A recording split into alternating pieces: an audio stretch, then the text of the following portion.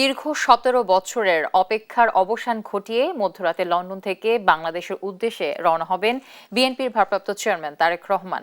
এ নিয়ে আরও জানাতে হিথ্রো আন্তর্জাতিক বিমানবন্দর থেকে যুক্ত হচ্ছেন জাহাঙ্গীর হোসেন। জাহাঙ্গীর, তারেক রহমান কটা নাগাদ ঢাকার উদ্দেশ্যে লন্ডন ছাড়বেন? সেখানকার প্রস্তুতি কেমন দেখছেন আপনি?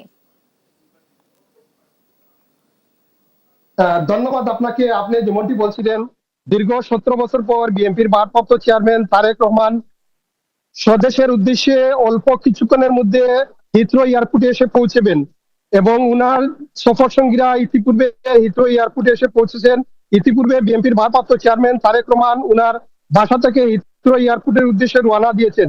আপনারা জানেন, আজ লন্ডন সময় 6:30টায় বাংলাদেশ বিমানের BG202 ফ্লাইটে বাংলাদেশের উদ্দেশ্যে বিএনপির ভারপ্রাপ্ত চেয়ারম্যান তারেক রহমান রওনা দিবেন এবং আগামীকাল 9:30টায় সিলেট উসমানী বিমানবন্দরে যাত্রা বিরতি করার পর সকাল 11:30টায় হযরত শাহজালাল আন্তর্জাতিক বিমানবন্দরে উনি অবতরণ করবেন।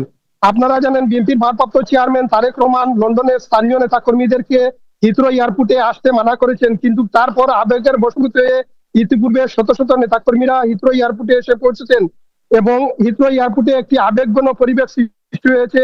যেরকম বাংলাদেশের মানুষ উনাকে উনার আগমনে উচ্ছ্বাস প্রকাশ করছে, সেরূপ বিএনপির নেতাকর্মীরা তাকে আবেগঘন পরিবেশ সৃষ্টি হয়েছে।